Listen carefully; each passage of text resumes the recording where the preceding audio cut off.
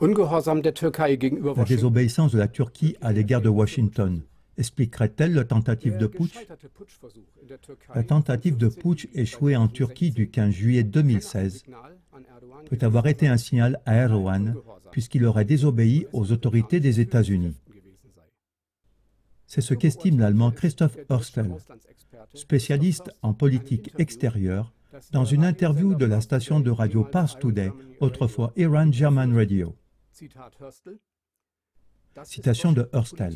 C'est la politique de Washington. Ici, on ne discute pas. Ici, on ne s'embarrasse pas non plus d'amitié. Ici, il ne s'agit pas de partenariat. Ici, il s'agit clairement d'obéissance.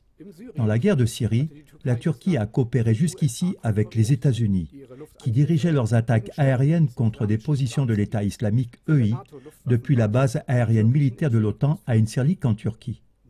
À ce propos, il est à mentionner que depuis le début de la tentative de putsch et jusqu'à aujourd'hui, la Turquie a coupé le courant électrique à la base d'Incirlik. On ignore les raisons pour cela jusqu'à présent.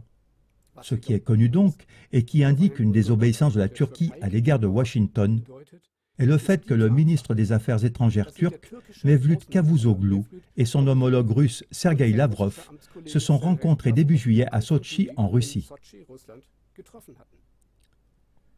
C'est ce qu'a annoncé le 14 juillet le journal Deutschen Wirtschaftsnachrichten DWN. Il y a eu un accord bilatéral sur une position commune concernant le front Al-Nosra, qui fait partie des plus puissantes associations de mercenaires armés dans le conflit de Syrie. Cavusoglu a dit après la rencontre que le front Al-Nosra est sans doute une organisation terroriste et doit être traité comme telle. Citation de DWN. Lavrov a déclaré: avec Cavusoglu, nous avons dit que les oppositions armées soutenues par les États-Unis, qui se trouvent dans les régions du front Al-Nosra, sont à considérer également comme terroristes. Cavusoglu partage cet avis. C'est en ces termes que Lavrov était cité par le journal turc Milliyet. Auparavant, la Turquie avait exigé que les oppositions armées qui se trouvent dans les régions du front Al-Nosra ne soient pas considérées comme terroristes. Il est à noter que depuis la réussite diplomatique entre Ankara et Moscou, le front Al-Nosra, l'armée libre syrienne FSA et d'autres troupes de mercenaires soutenues par les États-Unis et qui sont actives dans la région d'Alep ont subi des revers massifs. Le fait que depuis ce temps-là, les mercenaires ne reçoivent plus aucun soutien de la Turquie dans la lutte en Syrie pourrait avoir des conséquences décisives. Selon le DWN, l'itinéraire d'approvisionnement le plus important des mercenaires internationaux, qui va du nord d'Alep jusqu'en Turquie, aurait été coupé par les Russes et les Syriens. Il n'y a eu aucune protestation ou reproche de la part de la Turquie. Le journal d'opposition turc, Cumhuriyet, estimait que le rapprochement entre Cavusoglu et Lavrov est un pas très positif et parle même du fait que la Turquie aurait inversé sa politique vis-à-vis de la Syrie à près de 180 degrés en un seul jour. Cumhuriyet parlait auparavant de présumées livraisons d'armes illégales au moyen de camions des services secrets turcs MIT, armes destinées aux troupes de mercenaires terroristes en Syrie.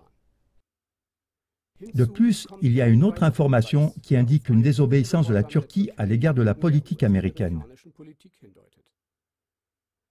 Selon le portail d'information britannique The Middle East Eye, le Premier ministre turc Binali Yildirim a dit le 18 juillet que le plus grand objectif de la Turquie est la restauration des bonnes relations avec la Syrie. Yildirim a dit « C'est notre objectif le plus grand et le plus immuable. Le développement de bonnes relations avec la Syrie, avec l'Irak et tous nos voisins autour de la Méditerranée et de la mer Noire. » Cette annonce contredit avec véhémence la politique américaine du chaos et du diviser pour mieux régner au Proche-Orient, et n'a certainement pas trouvé une oreille favorable à Washington. Quels que soient les instigateurs de la tentative de putsch échouée, une chose pourrait être décisive pour la suite des événements: l'attitude d'Erdogan à l'égard des États-Unis. Continuera-t-il à coopérer avec Washington? Un rappel pour mémoire. Dans le passé, quand certains chefs d'État ont laissé tomber la coopération avec les États-Unis et ont agi contre les intérêts américains, cela a signifié leur arrêt de mort. Deux exemples les plus connus en sont le président de la République irakienne Hussein et le chef d'État libyen Muammar al-Kadhafi.